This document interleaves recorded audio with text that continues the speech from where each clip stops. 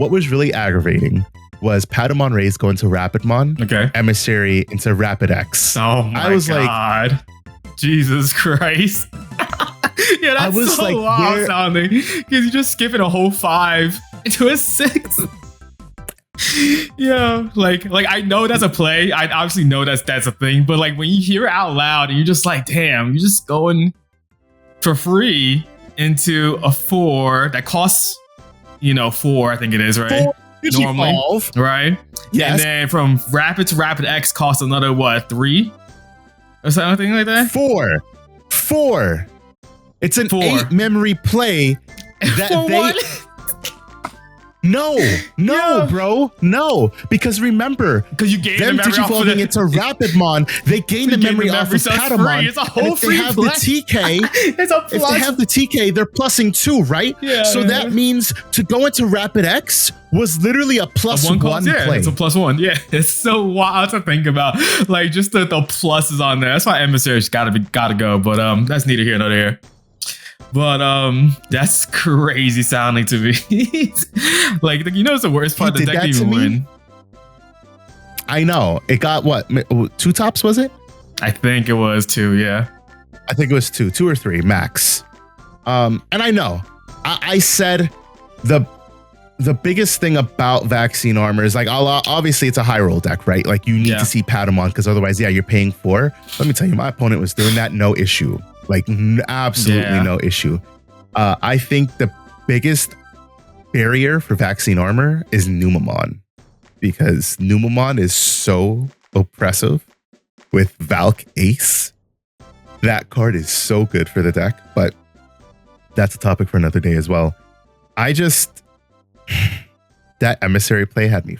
I was like, you know what the worst part about it too was? I was like, Rapidmon is like, when Digivolving, suspend all your opponent's Digimon, then you may attack. I was like, it's still his turn. He doesn't even need to like declare the attack with Rapidmon. Like, in what world do we live in where he's just able to be like, yeah, I will suspend everything and I'll use the effect to declare the attack, but you still have 4 memory.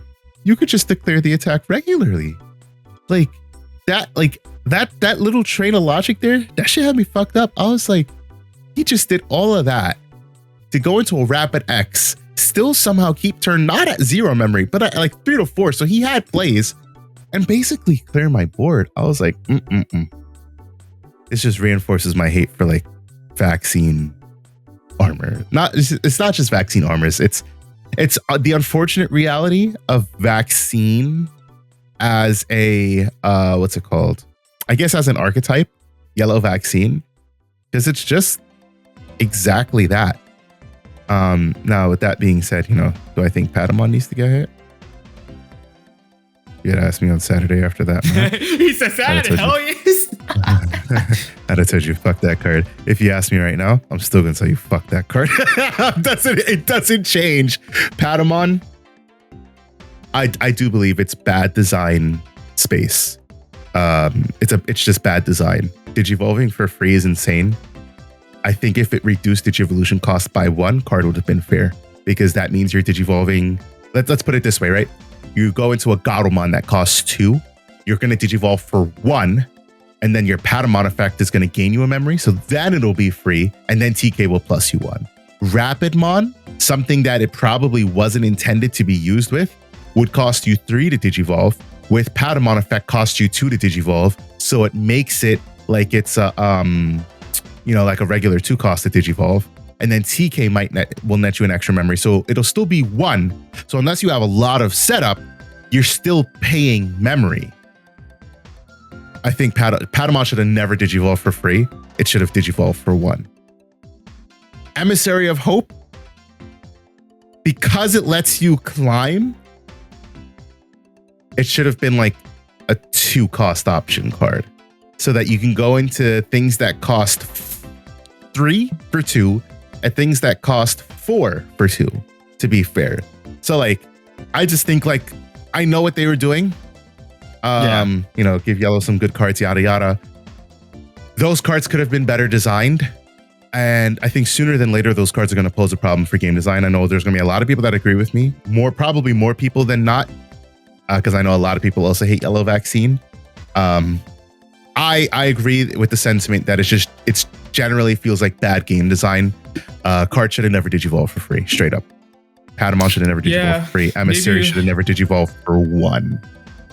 It's hard because it's hard to say because it's like maybe if there was like you said, reduce the Evo, but not just be straight free, like it wouldn't feel as bad. And then I think if that was the case, maybe Emissary wouldn't feel as bad. You know what I'm saying? Possibly, yeah. I don't know. Because it's the same for you. It's the same thing as HPD. It's like reduce Evo cost by 5, right? But it's MDF, but that's too, right? Like it's all that.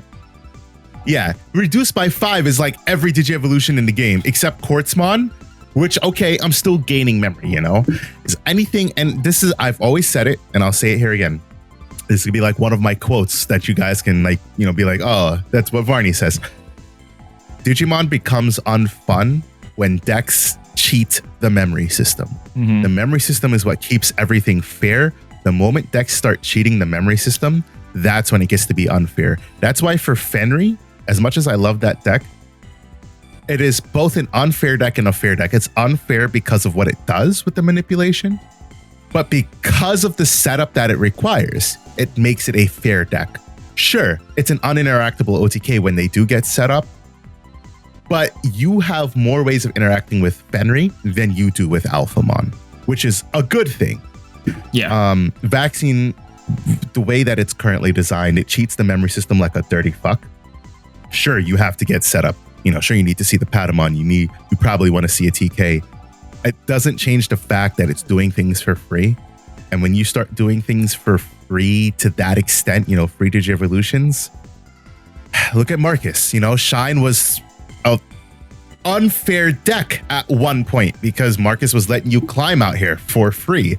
If Marcus was saying reduce Digi-Evolution cost by 1 or by 2, I'm sure not as many people would have had a problem because then you couldn't start turn on 1 memory, Digivolve in the Rise Gray, make Marcus a Digimon, swing, go into Rise Gray, cool, recover a security if you die, if you don't, end on a shine, anything that's free, it's power creep, right? Like you can tell when they make things free, they're generally meaning for it to be really good. If there's a cost associated with it, if it's reducing Digi-Evolution cost, it's meant to be fair. Let's look at good old Etamon and Chumon, for example. A 1 cost of Digivolve rookie that has no alternate Digi-Evolution cost, but it reduces the cost of your Digi-Evolution by 1. Right. And now let's look at Patamon. Free Evo. And a free Evo into the next level. Like it's crazy. It's crazy. It's 0 cost to Digivolve. It's amazing how they make things fair and then unfair at the same time. Patamon was BT14, and this Chumon I'm talking about was BT13, I think. It's either, I think that, oh no, maybe it was BT11 I'm thinking of. I could be wrong. But regardless, think about that, If Bandai wants it to be fair, they'll associate a cost with it. If they want you to buy the set for that card, they will make it free.